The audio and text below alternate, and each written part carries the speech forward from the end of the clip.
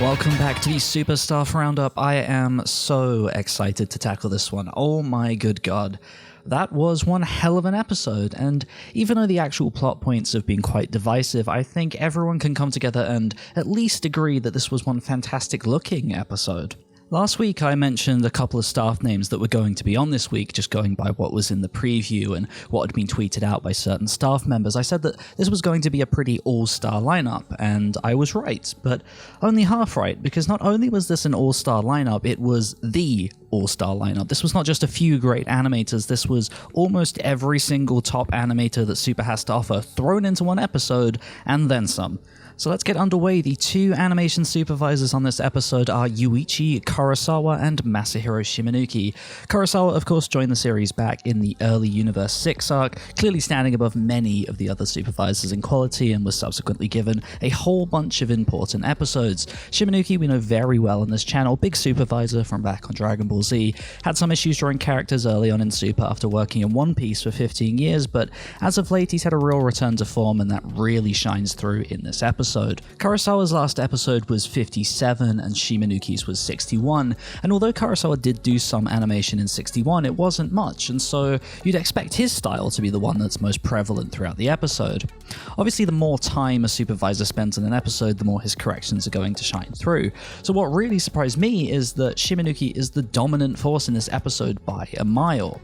And that's not to say that Kurosawa isn't found. He opens the episode with a Kamehameha, or at the very least those are his corrections. You can see the big pointy ears and the slanted angular eyebrows that he's very known for. This is all fairly prevalent throughout the first half, especially in the dialogue scenes between Vegeta and Goku just before they fuse. The way he draws characters, the way he shades them, he really gives characters actual depth, by which I mean they don't look like flat 2D drawings. It's kind of hard to put into words, so hopefully you kind of get what I mean. You can almost like reach out and touch the individual elements that make up the character's face. So yeah, that's Kurosawa. He's sort of here in bits and pieces, but clearly not the commanding force of the episode. Moving on to the actual animation, the first piece that we get most likely comes from Futoshi Higashide. It's very loose, very focused on movement, and it's not dissimilar from what was also likely his work in episode 61.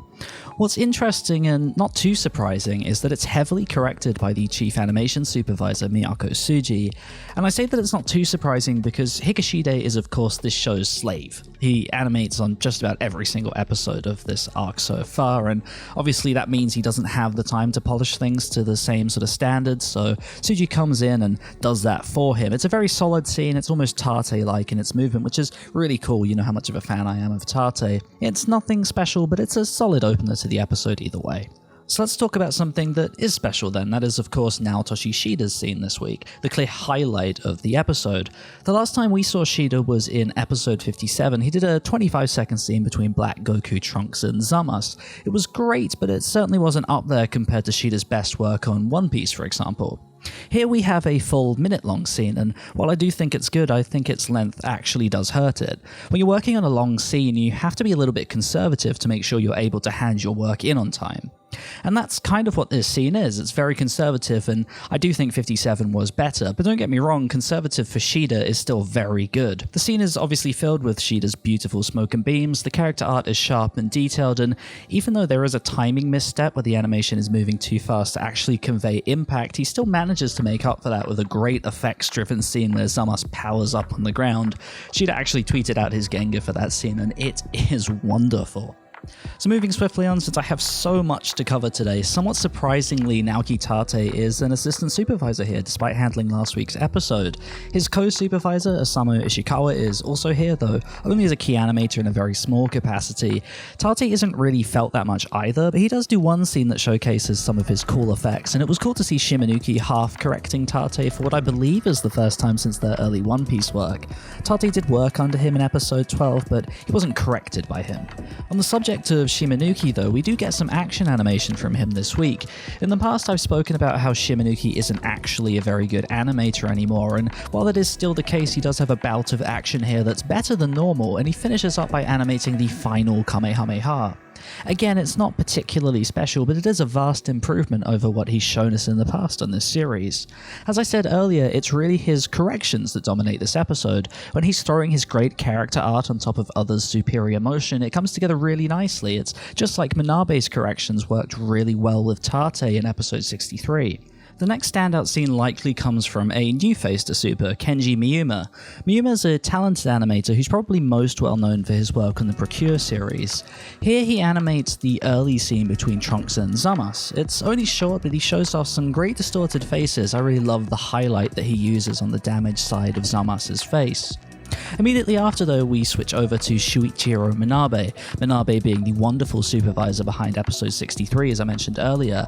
His style is extremely angular, and he really puts that to good use with his Zamas art. He looks absolutely horrifying, and that works so wonderfully as we head into this climactic scene. And this climactic scene is by Ken Otsuka, who very kindly confirmed his work on Twitter. Otsuka's a terrific animator. He's worked on shows such as Gurren Lagann, Gundam, Concrete Revolutio. He's a very big mecha animator, which is really cool because when he handles human animation, his work is really angular, very sharp and stylish, and here this is really no exception. From the get-go, his work stands out. You can see those very sharp, angular eyebrows, and the animation has a lot of weight behind it. It might not be quite as substantial as some of the other animators this week, but it did its job just fine, and he must have had fun working on it too, since he tweeted out some lovely Trunks fan art to commemorate the episode. But that is a wrap. We have got through it all. I am so out of breath. We covered that so fast. But to summarize, that was, of course, a terrific episode all around, and I think whether or not you enjoyed the plot or not, it almost goes without saying that this is one of the most well-animated episodes of Dragon Ball across all of the different series. They did an absolutely terrific job this week. Next week, though, we have Yukihiro Kitano, who is supposedly paired up with Tsutomu Ono, but New Type magazine has been pretty wrong as of late, so I don't really know whether to trust that or not. The leaked screenshot from next week does show Kitano, but the NEP from this week looks absolutely fine, so I'm kind of wondering if Ono is actually quite good and Kitano will only be handling the first half or something, but I guess we shall see. But thanks for watching. Let me know what you thought of this episode in the comment section below, and I will see you next time.